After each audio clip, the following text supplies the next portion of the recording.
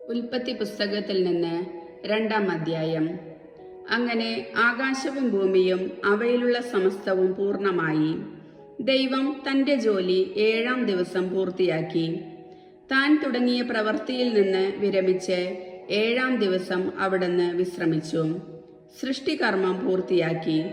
തന്റെ പ്രവൃത്തികളിൽ നിന്ന് വിരമിച്ച് വിശ്രമിച്ച 7-ാം ദിവസത്തെ ദൈവം അനുഗ്രഹിച്ച് വിശുദ്ധമാക്കി. ഇതാണ് ആകാശത്തിന്റെയും ഭൂമിയുടെയും ഉൽപ്പത്തി ചരിത്രം. ഏദൻ തോട്ടം. ദൈവമായ കർത്താവ് ആകാശവും ഭൂമിയും സൃഷ്ടിച്ച നാളിൽ ഭൂമിയിൽ പുല്ലോ ചെടിയോ മുളച്ചിരുന്നില്ല. കാരണം അവിടുന്ന് ഭൂമിയിൽ മഴ പെയ്യിച്ചിരുന്നില്ല. കൃഷി ചെയ്യാൻ മനുഷ്യനുമുണ്ടായിരുന്നുമില്ല. എന്നാൽ ഭൂമിയിൽ നിന്ന് ഒരു മൂടൽ മഞ്ഞ് ഉയർന്നു ഭൂതലമെല്ലാം നനച്ചു. ദൈവമായ കർത്താവ് ഭൂമിയിലെ പൂഴി കൊണ്ട് മനുഷ്യനെ രൂപപ്പെടുത്തുകയും ജീവന്റെ ശ്വാസം അവന്റെ നാസാരന്ധ്രങ്ങളിലേക്ക് നിശ്വസിക്കുകയും ചെയ്തു. അങ്ങനെ മനുഷ്യൻ ജീവനുള്ളവനായി തീർന്നു. അവിടുന്ന് കിഴക്ക് ഏദനിൽ ഒരു തോട്ടമുണ്ടാക്കി. താൻ രൂപം കൊടുത്ത മനുഷ്യനെ അവിടെ താമസിപ്പിച്ചു. കാഴ്ചയ്ക്ക് കൗതുകവും ഭക്ഷിക്കാൻ സ്വാദുമുള്ള പഴങ്ങൾ കായ്ക്കുന്ന എല്ലാത്തരം വൃക്ഷങ്ങളും അവിടുന്ന് മണ്ണിൽ നിന്ന് പുറപ്പെടുവിച്ചു.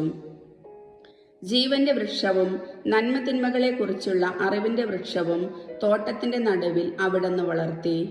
തോട്ടം നനയ്ക്കാൻ ഏദനിൽ നിന്ന് ഒരു നദി പുറപ്പെട്ടു. അവിടെ വെച്ച് അത് 4 കൈവഴികളായി പിരിഞ്ഞു. ഒന്നാമത്തേതിന്റെ പേര് പിഷോൺ. അത് സ്വർണത്തിന്റെ നാടായ ഹവില മുഴുവൻ ചുറ്റിയൊഴുകുന്നു.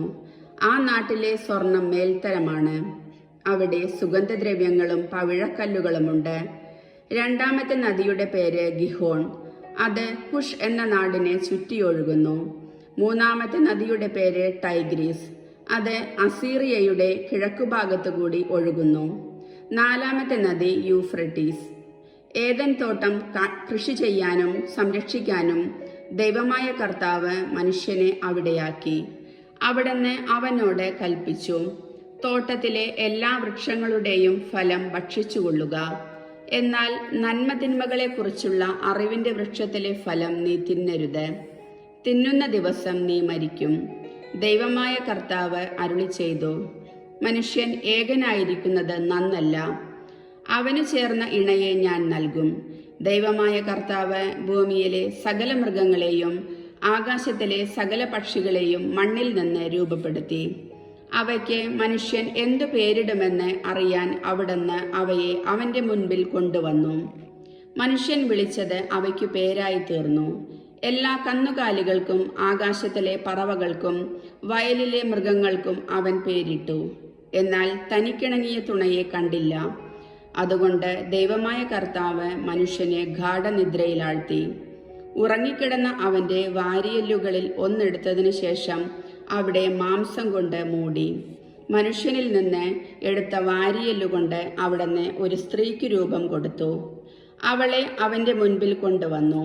അപ്പോൾ അവൻ പറഞ്ഞു, ഒടുവിൽ ഇതാ എന്റെ അസ്ഥിയിൽ നിന്നുള്ള അസ്ഥിയും മാംസത്തിൽ നിന്നുള്ള മാംസവും.